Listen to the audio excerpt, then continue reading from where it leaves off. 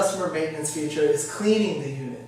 Now, when picking a product to clean the unit with, you want to make sure you use something soft and not abrasive. No brushes or bristles or anything like that that can scratch the surface of the stainless. Stainless steel is rustable, and if you scratch the surface of the stainless, it will cause pits that will cause rust.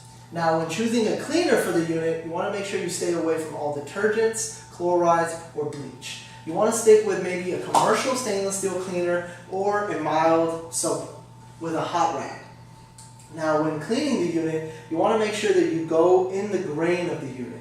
So either horizontally or vertically. In this case, it's vertically. So you want to spray the unit down and just wipe it down, going with the grain.